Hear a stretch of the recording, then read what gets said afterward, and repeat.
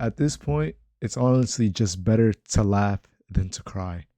It's better to laugh than to suffer that abuse that Madrid has given me every single week and cry about it. Because at this point, we know what they're going to give us. They're going to give us these meaningless performances, lackluster performances, zero effort, zero heart. And why should they? Season's already done. They gave the season 2 weeks ago. Why should they? But yet here I am still watching every week to see something change in my team. And today was actually no different.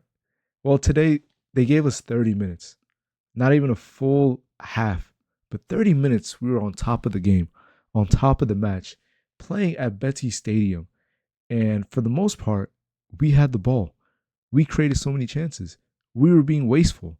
But then all that just went away after the 34th minute, the 30th minute. I don't know just what happened. What tactical switch up did the coach do? Or what was it about Madrid that just wanted them to stop pressing and stop being on top of the team? And we just got to begin with the individual performance out there. Besides those 30 minutes that the players played, Vinny ended up getting his goal around the 17th minute. Valverde getting the ball from the midfield, slotting one in for him, and Vinny just finished it easily and coolly. And Vinny, he could have won us this game. He could have won us this game. He had a chance later on near that in the second half where he got the ball from Valverde, cuts in, and he just, I don't know, he just mishits it and ends up just passing to the ball. That would be the easiest shot the keeper has ever saved in his life. And on to his mate right next to him, Mbappe. Hey, I can spend an hour talking about how his appointment, how his signing has been the most detrimental thing to ever happen to Real Madrid and to this team. And today was no different. He had one shot, sent it through the roof. I thought he was playing a different sport. I thought he was playing NFL, American football, field goal. I thought that's what he was playing today. And him, just the lack of effort, the lack of running, the same stuff that he keeps on doing, not crashing into the box when it's needed to, not doing the basics and the necessities of a forward. And Trent today, you know what you're gonna get with Trent. You're gonna get a lot of balls that are be playing through the air, through passes, but he's very lacking on the defensive side. And you're hoping that, his attacking output will outweigh the defensive laps that he has at some moments. And today was just okay game. Raheem Diaz, you didn't really do much. And then Pitarch, the 18-year-old, we actually need to do a case study on him because how he's consistently playing and starting these games for La Real, I don't know. I honestly don't know what Arbeloa sees in him that I don't. I think, he's the coach. Yeah, he's the coach. But am I senile for not thinking that, his best attributes is just pressing? But then when he gets the ball, he's like a deer looking at headlights. He doesn't know what to do with it. All of a sudden, he can't control. All of a sudden, he can't pass. And today's game, look, I'm not trying to be a hater. He is 18 years old. He's been put in a position where some of our other players have not been up to the standards and that he's needed to be a quick stop, fix, a quick patch in the tire just to keep us going till now. But this experiment needs to stop. And today, most recently, this is the third mistake that he's done. He's done it against City. He's done it against Bayern Munich. And now he's done it today against Real Betis, where specifically he goes into the box in between the attackers of Betis. It's just him, Lunin. He receives the ball, and yet again, a poor first touch, a poor awareness, just almost leads to us conceding from a chance, from him not, checking his blinds, left, right, just him not being composed on the ball. And for a mistake like that to happen 3 times this season and for it not to be capitalized, you're riding on your luck right there. You're 100% riding your luck. And I believe he should have been substituted at the halftime. He shouldn't have got as much minutes as he did. And other players say, Lunin had to play out of his mind because otherwise we'd be losing in a terrible fashion. 5-1, 3-1. If it wasn't for Lunin today, this game probably would have been ended at the 60th minute, the 50th minute, because he's having to bail us out with these chances and the lack of effort from the rest of this team. But even with the substitutions, Dean Hoyson, I feel like it's been a very up and down year for him, constantly getting injuries.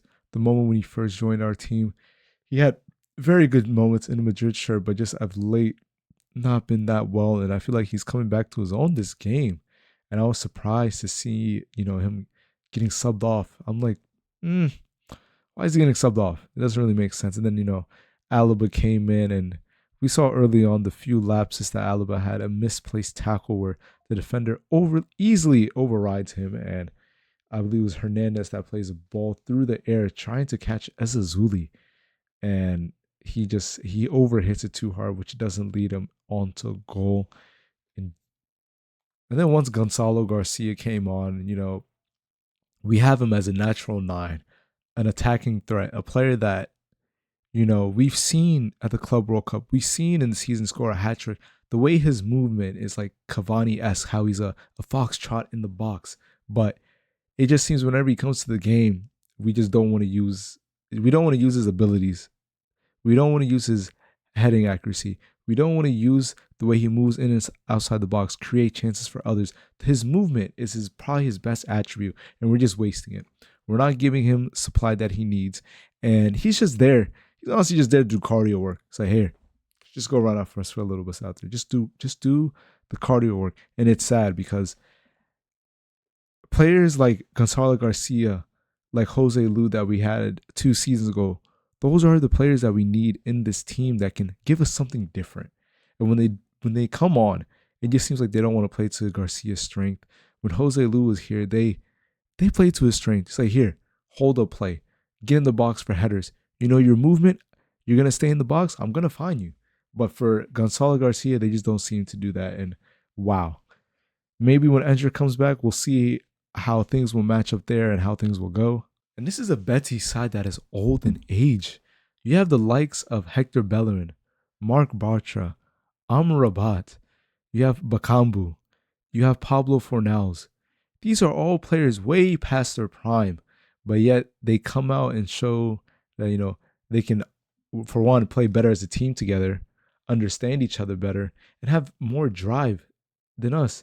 And that drive led them to end up getting the equalizer at the end. Hector Bellerin with a mess of clearances. I thought Ferland Mendy, when he got the ball, he should have just cleared it.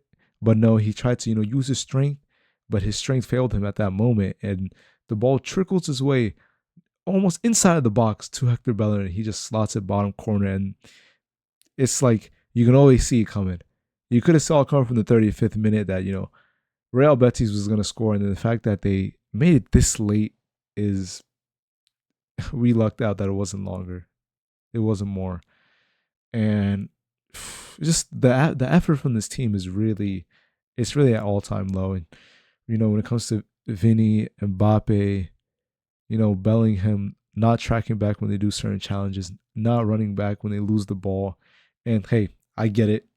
The World Cup is approaching. You want to be there for your team and you want to be healthy.